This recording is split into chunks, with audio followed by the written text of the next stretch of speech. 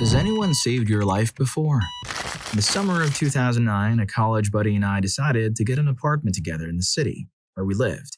It was in a really safe, good neighborhood, a stark contrast from where we, along with some of our other friends, had lived before. I was working full time in a heavy labor occupation, while my roommate went to his hometown for an internship.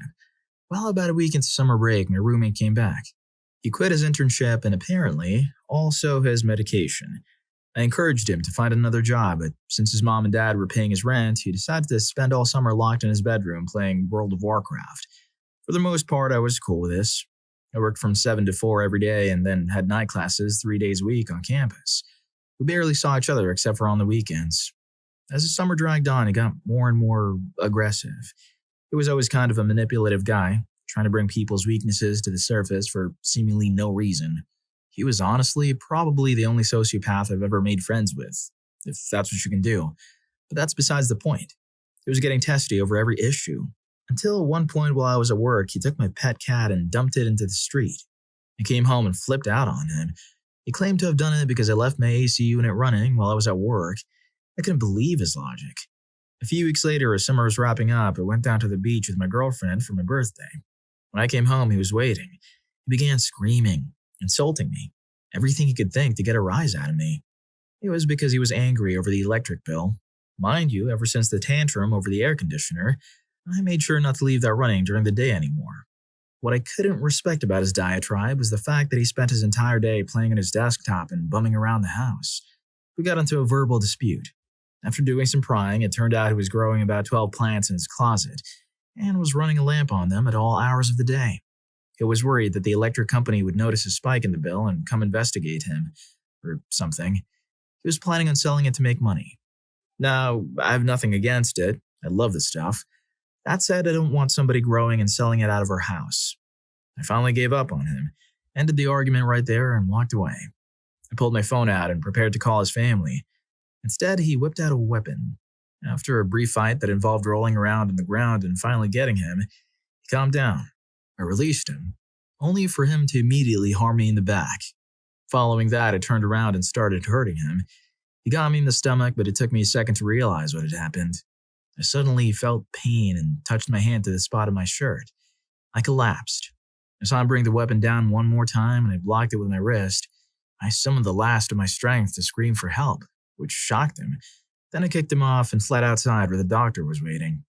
As it turns out, my roommate missed all of my vital parts. The fact that he didn't even nick or anything was a miracle, which I'm still not sure how it happened. He went to jail, but since he's a first-time offender, they didn't throw the book at him. In the meantime, I rushed outside the apartment, shouting at the top of my lungs for help. I was in too much shock to feel pain at the moment. 2 college guys were walking down my block and I stopped them and whispered, "Help, I'm gonna pass away." One guy just stood there in shock. The other screamed, "Holy!" He laid me down on the street and called 911. And the shocked guy went running down the street to a nearby restaurant looking for help. Sure enough, an off-duty surgeon was eating there. He ran up the street with some clean rags and began to apply pressure. He rode with me in the hospital and kept me conscious the entire time. Later on, I was told by my doctor that the man definitely saved my life, as I had no vital signs in the emergency room, yet somehow remained conscious. I have no idea who this mystery doctor was. He left after I was taken into the hospital, but he saved my life.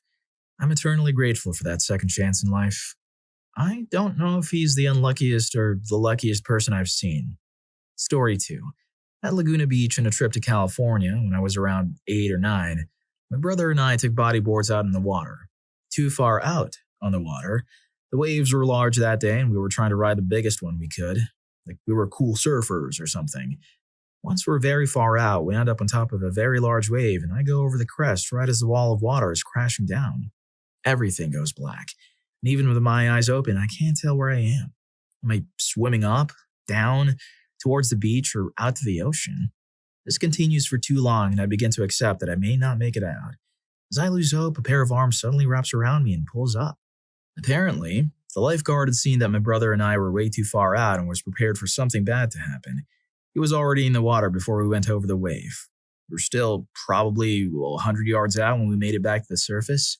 We get back to standing depth and the lifeguard leaves us to get a towel.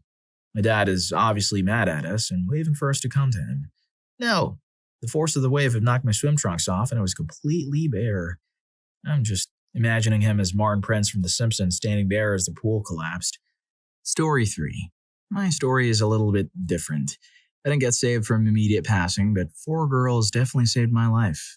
My brother and I were raised by a single mom who was pretty absent during a large part of our teenage lives, partly because of her own depression and partly because she was working to build a better life for us.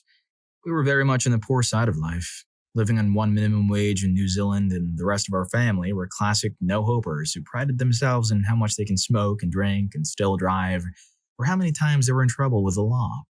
As a product of my environment, all I was waiting for was to turn 16 so I could drop out of school, move into some apartment with my friends, and start receiving the youth benefits so I could just talk bad and smoke till I pass away. Living the dream.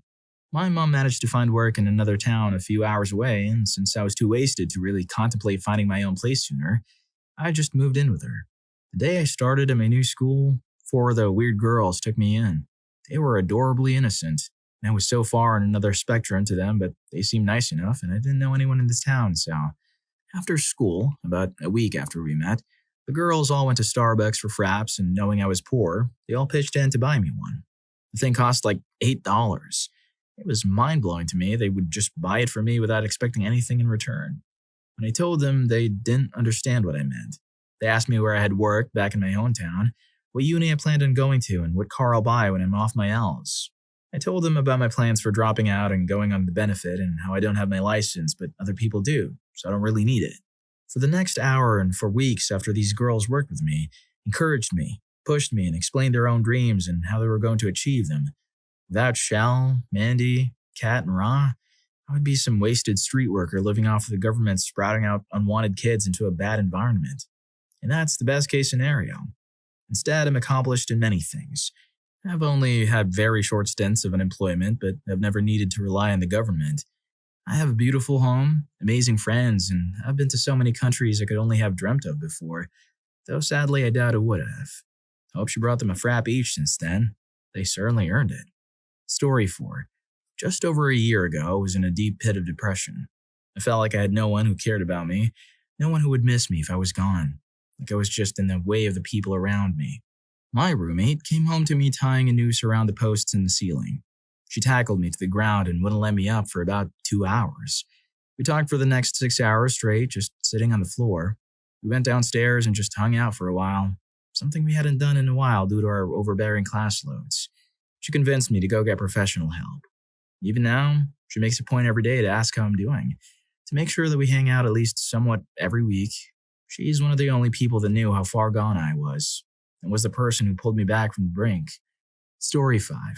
When I was about 7, my parents took my brother and me tubing over summer vacation.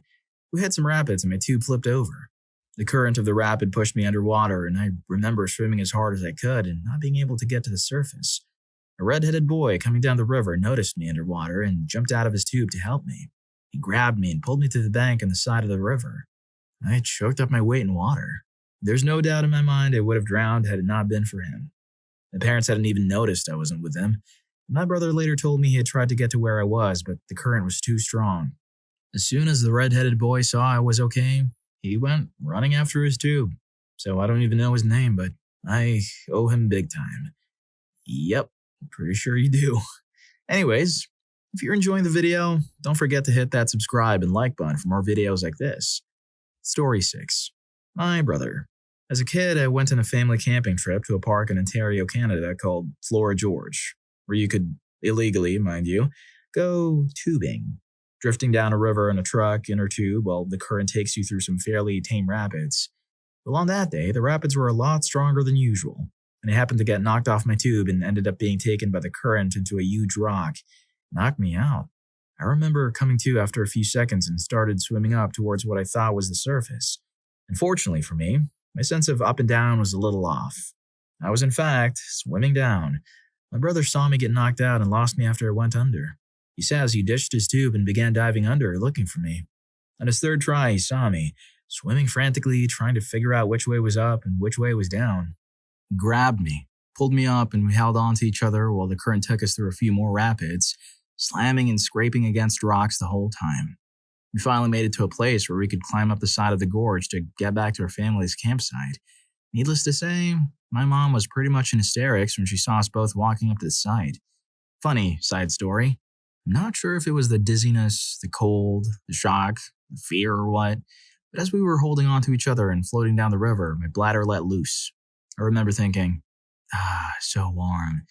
And my brother saying after he realized that it wasn't a warm spot, we just floated through, "Did you just whiz on me after I saved your life?"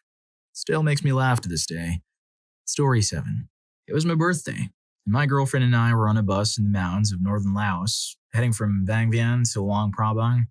We'd missed an earlier bus, the only one we'd seen scheduled, and I'd been content to spend another day in Vang Vieng, but my girlfriend was resourceful and determined and found us a later bus, and her resourcefulness and determination nearly ended us both. This was the rainy season, so the jungle all around us was lush and beautiful, but the hillsides were wet with mud. A few hours into the journey, high up in the mountains, we came to a line of stopped cars. Our bus driver, another determined sort of person, apparently pulled around the traffic and brought the bus to the front of the line. There, at a tight turn and a steep uphill grade, a tide of mud had washed out part of the right lane. The mud was still flowing across the road, while a Lao road crew, a dozen or so locals armed with only shovels, was working on clearing it up. To our right, just past the broken edge, was a steep and enormous drop. Our bus driver hopped out to assess the situation, then reboarded the bus and signaled that we were going ahead. It seemed like a bad idea, but traveling in Southeast Asia, you more or less have to resign yourself to rolling the dice now and then. Our driver fired up the engine and we roared into the middle of the mudslide, halfway through the turn. Then we lost traction. The wheels were spinning, but we were drifting back, and to the right toward the void. Everyone on the bus seemed to stand up and gasp simultaneously, and it felt to me that we all looked together at the hill above us to the left to see that more mud was flowing down on us, ready to wash us over the edge. I thought about trying to escape through a window, but we were in the middle of a crowd and the windows were small and hard to open, and I knew there wouldn't be time. I thought, so this is how I end. I'm in a bus plunge on my birthday. Just a few feet from the edge, though, we stopped sliding. I looked out the window on our right, and there they were, the Lao road crew, all dozen of them, standing between us and the void, pushing us back onto the road with their bare hands. They were able to push us forward just enough for the bus to finally gain traction and pull out of the mudslide. They saved me from an absurd and awful demise, and I'll always be grateful to them. I wish I knew something about who they were. Story 8. I was playing with my sister in a swimming pool in France. The pool had the setup where the deep and shallow end were divided by a line of large boulders a couple of inches apart. My sister and I decided to play a game, where one of us was the monster guarding the wall and the other had to try and get past. When my sister was the monster, I tried to clamber over the wall when she was distracted by my parents, a little too hastily, and my leg slipped right down in between two boulders, followed by a searing pain. With surprise, I let go and fell backwards, swung backwards, rotating from where my leg was stuck, and the top half of me plunged underwater on the deep side. I was stuck, upside down. The weight of me pulled my leg further down below the water, lodging it even more in between the two rocks. It was then I realized just how much my leg stung in chlorine water, and I saw the cloud of red liquid beginning to float out around my leg. I looked in front of me, away from the wall, and saw everyone's legs upside down as they casually swam around. From that, I could tell that no one was facing my direction, or seemed to have noticed anything. They started to struggle and twist my leg furiously, which only seemed to bring more pain. No luck. I really started to panic then, waving my arms frantically, my heart pounding. I tried to splash the surface, but I couldn't reach. The most I could do was make a ripple. Whenever I saw someone go underwater, always facing away from me, of course, I tried to yell, hoping it would carry across, but it never did. I'd wasted a lot of oxygen by panicking and was already feeling fatigued. I started imagining ending right there in the middle of a swimming pool, surrounded by people who didn't even notice. I kept struggling, trying to do something, hoping someone would notice. When finally, someone did. I saw a sudden burst of bubbles of someone jumping into the pool and two legs making their way to me, until they stopped right in front of me. After a pause, I felt a strong hand grab onto my leg and wrench it upwards. I burst out of the water, hanging upside down and gasping like a fish. The man carried me back to the side of the pool and got the lifeguard to patch me up. Fun times. Story 9. So I was an idiot when I was younger and decided that I wanted to end myself. So I took about an entire bottle of some kind of sleeping pills, Mind you, I don't actually remember much leading up to this. The next thing I knew, the whole world was fuzzy, and I knew exactly how old analog TVs felt when they picked up static reception. Just when I was beginning to regret all of this, I lost use of my extremities and couldn't signal anyone for help. My father was at work and wouldn't be home for probably another 7 hours, so the neighborhood schmuck was curious as to why I wasn't outside and went up to my house to investigate. I assume he considered me late for my afternoon bereavement. I don't know what possessed him, but he claimed that he was worried about me and knocked out the box window air conditioner only to find me catatonic in my bed. I don't remember any of it. The next thing I knew, there were some hands sliding down my throat, scratching on my tongue. Water ran over my face and turned on the coldest shower I think I've ever had to experience. Somehow, I survived the whole debacle. And now he's my fiance. In case you were wondering, we're both men. Story 10. When I was about 10 years old, I had this friend that I always hung around with who lived in the same neighborhood that I did. Let's call him C. He was my only friend at the time, being that I was quiet and reserved, so I didn't really understand how friends should really act towards each other. A little backstory on C. He was 2 years older than I was at the time and outweighed me by at least 30 pounds. He was aggressive, short-tempered, and sweated a lot. We enjoyed hanging out together, riding our bikes, playing video games, but what he really loved to do was play football. Now me, I was very short for my age and not very athletic, so I didn't like football very much, or any other really physical activity. I do now since I've matured, but he was older than me, so I thought that he knew best and I listened to him most of the time. One time I didn't listen to him, however. He wanted to play football and I really wasn't interested, because playing football with him meant that I was going to get tackled really hard and he was going to win every time. I didn't want that anymore, so I told him no. This doesn't sit well with him at all, so he hurts me and pushes me over. In the middle of the street, I might add. After that, he just started wailing on me, hurting me and saying things like, "Is this better? And do you like this instead?"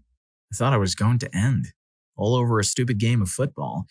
What a stupid reason to end. Suddenly, a man comes barreling out of his house at full speed, telling C to get off me and go away. Scared, C runs away as he was told. When the man got to me, I was a mess. I was crying. The man took me inside his house and cleaned me up. Told me everything was going to be okay. That man saved my life that day. And I still keep in touch with him today through his son, who I met at the same day, and who later became a best friend and still is to this day. We don't talk about it at all. We don't even mention it. But there is an unspoken gratitude and appreciation I have for that man that I could never possibly put into words.